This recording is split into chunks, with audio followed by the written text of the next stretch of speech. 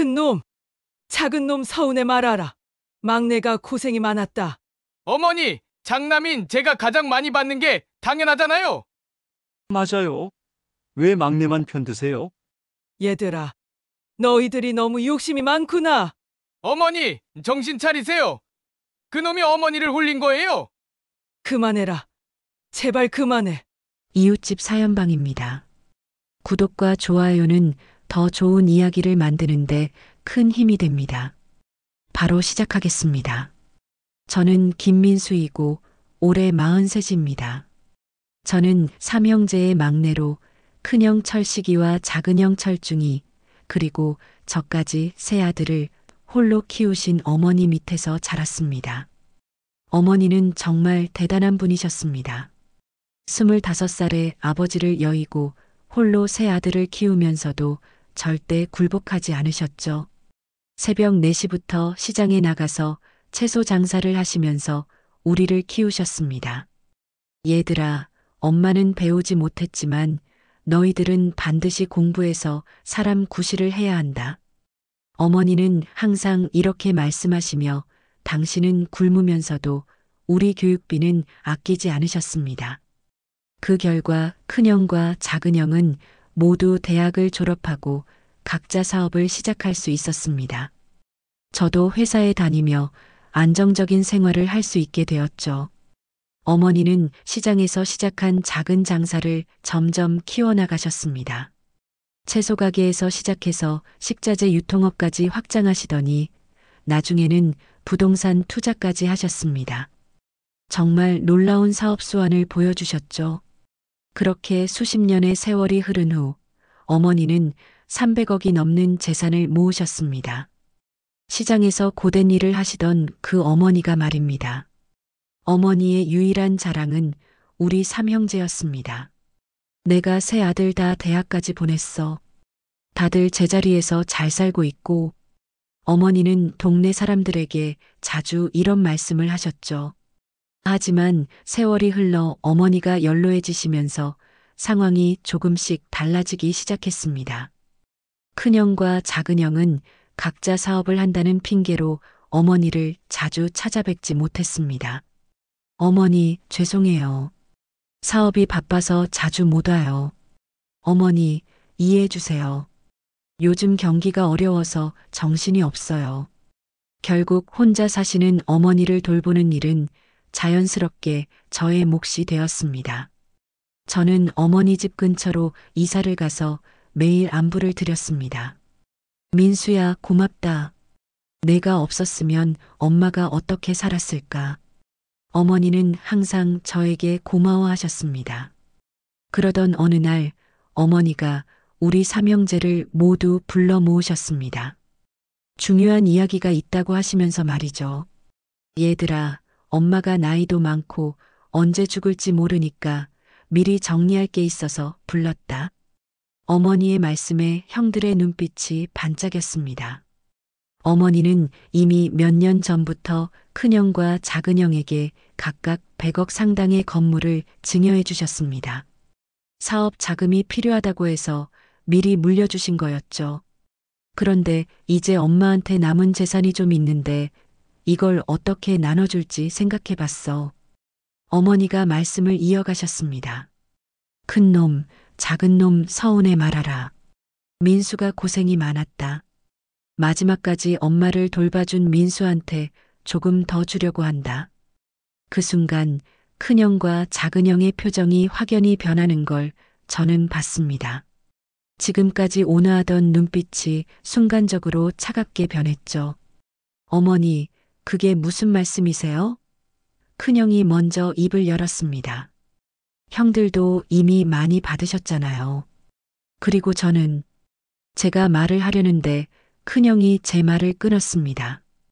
야, 너는 가만히 있어. 어머니, 저희가 받은 건 사업 자금으로 받은 거고 상속은 또 다른 문제 아닙니까? 작은형도 거들었습니다. 맞아요, 어머니. 그리고 장남인 큰형이 가장 많이 받는 게 예로부터 내려오는 전통 아닌가요? 저는 당황스러웠습니다. 형들이 이렇게 노골적으로 재산에 대해 이야기할 줄은 몰랐거든요. 얘들아, 엄마 말 끝까지 들어봐라. 어머니가 진정시키려고 하셨지만 형들의 불만은 이미 표면으로 드러났습니다. 그날 이후로 집안 분위기가 완전히 달라졌습니다. 형들은 더 이상 예전 같지 않았습니다. 어머니의 상속 이야기가 나온 다음 날부터 형들의 태도가 180도 바뀌었습니다. 큰형이 제게 전화를 걸어왔습니다. 야, 민수야. 너 뭐 하는 거야? 목소리부터 험악했습니다. 형, 무슨 말씀이세요? 저는 당황하며 물었습니다. 그놈이 어머니를 홀린 거예요. 내가 혼자 어머니 옆에서 뭔 짓을 한 거야? 저는 정말 억울했습니다. 형, 저는 그냥 어머니 돌보기만 했는데요. 재산 같은 건 생각도 안 해봤어요. 거짓말하지 마. 누가 봐도 내가 어머니 귀에 뭔 소리를 한 거 아니야? 큰형의 폭언은 거기서 끝나지 않았습니다. 작은형도 전화를 걸어와서 비슷한 말을 했습니다. 민수야, 장남인 제가 가장 많이 받는 게 당연하잖아요. 내가 뭔데 더 많이 받으려고 해? 형, 저는 그런 말 한 적 없어요. 어머니께서 그냥. 어머니께서? 어머니가 갑자기 왜 그런 말씀을 하시겠어? 분명 내가 뭔 소리를 한 거지. 형들의 전화는 하루에도 몇 번씩 걸려왔습니다. 매번 같은 내용의 협박과 폭언이었죠. 저는 점점 지쳐갔습니다. 더 큰 문제는 형들이 어머니께까지 직접 찾아가기 시작한 것이었습니다. 어느 날 어머니 집에 갔더니 어머니가 울고 계셨습니다. 어머니, 왜 우세요? 무슨 일이세요? 큰 놈이, 작은 놈이 와서 소리를 질러댔어. 왜 막내한테만 더 주려고 하느냐고. 제 가슴이 아팠습니다. 연로하신 어머니에게 그런 스트레스를 주다니. 어머니, 괜찮아요. 저는 상속 같은 거 안 받아도 되니까 형들한테 다 주세요. 무슨 소리냐, 민수야. 내가 제일 고생했는데. 어머니가 제 손을 꼭 잡으셨습니다. 하지만 형들의 압박은 계속되었습니다. 며칠 후에는 아예 둘이 함께 어머니 집으로 찾아왔습니다. 그날 저도 어머니 집에 있었는데 형들이 들어오자마자 분위기가 험악해졌습니다. 어머니, 정신 차리세요. 큰형이 큰 소리를 쳤습니다.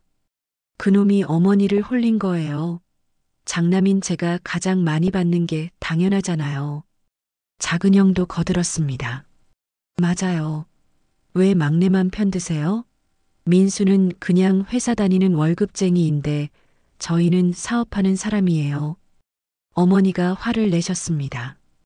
얘들아, 너희들이 너무 욕심이 많구나. 이미 충분히 받았잖니. 그러자 큰형이 완전히 이성을 잃었습니다. 욕심? 제 몫을 달라는 게 욕심이에요? 어머니가 너무 편파적이세요.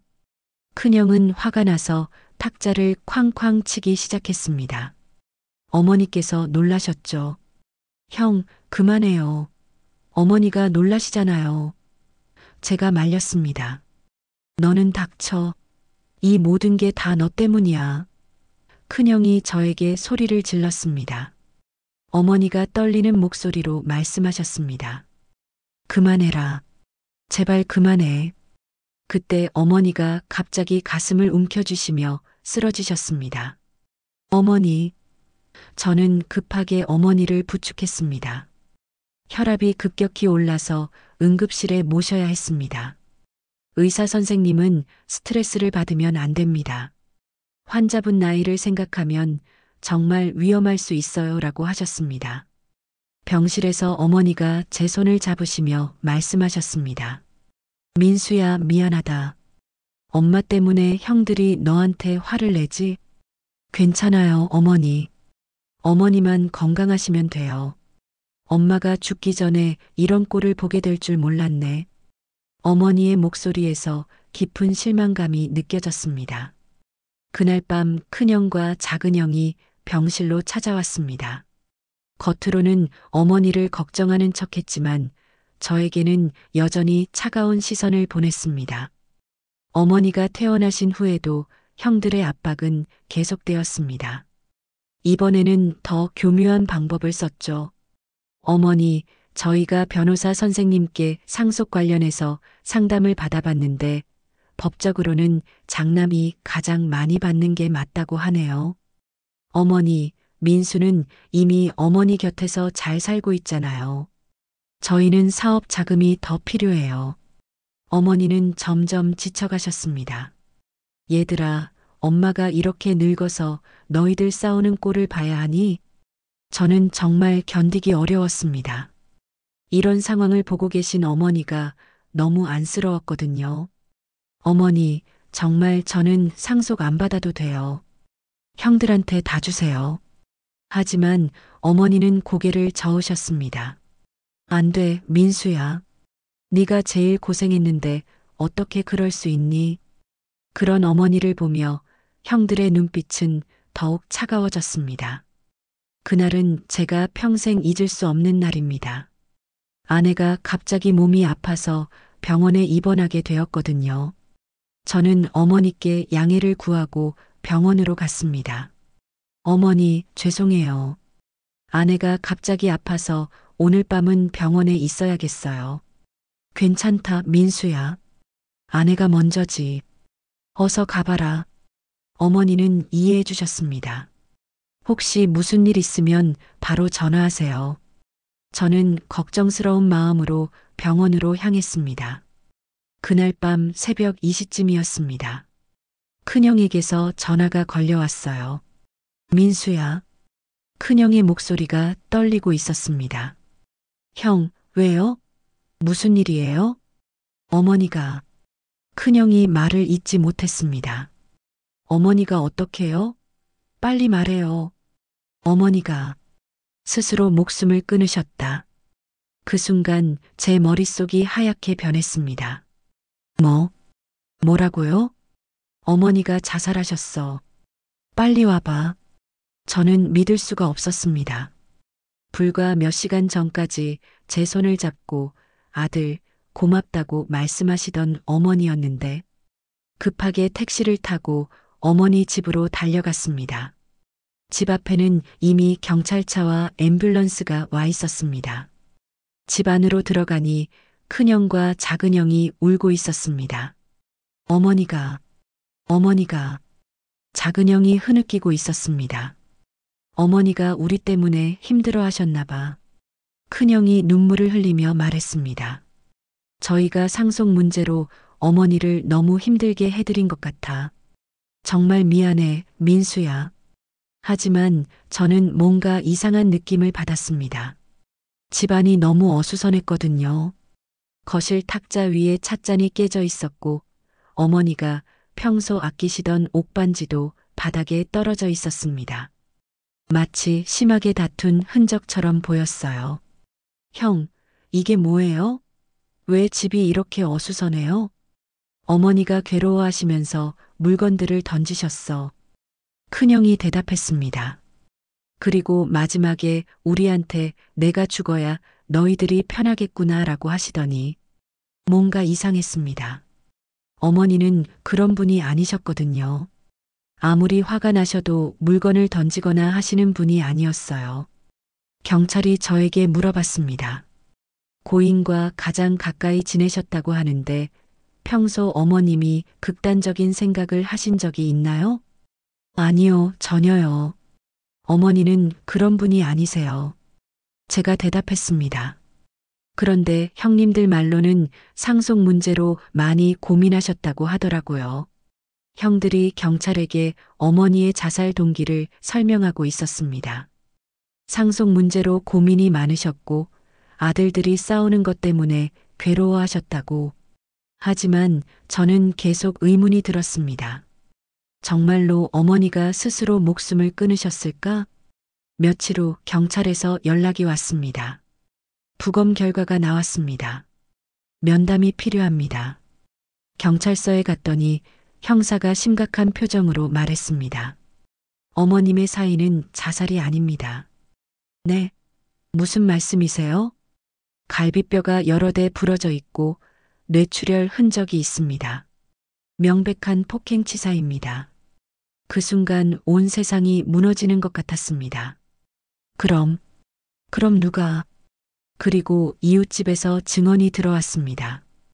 그날 밤 귀하의 집에서 끔찍한 비명소리와 함께 격렬하게 다투는 소리가 들렸다고 합니다. 저는 몸이 떨렸습니다.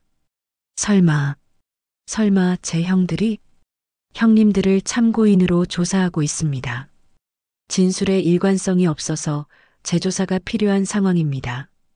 일주일 후 더 충격적인 소식을 들었습니다. 큰형과 작은형이 경찰서에서 자백을 했다는 것이었습니다. 경찰서로 달려갔습니다. 형사가 저에게 상황을 설명해 줬습니다. 형님들이 모든 걸 자백했습니다. 그날 밤 어머님과 상속 문제로 다투다가 형사가 말을 잇지 못했습니다. 다투다가 뭐요? 저는 떨리는 목소리로 물었습니다. 화를 이기지 못하고 어머님을 폭행했다고 합니다. 그 과정에서 어머님이 돌아가셨고 자살로 위장하려고 했다고 하네요. 저는 그 자리에서 주저앉았습니다.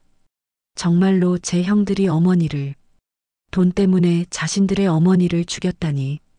나중에 들은 이야기로는 그날 밤 형들이 어머니 집에 찾아가서 또다시 상속 문제로 다퉜다고 합니다. 어머니, 왜 자꾸 막내만 편드세요? 이게 다 그놈 때문이에요.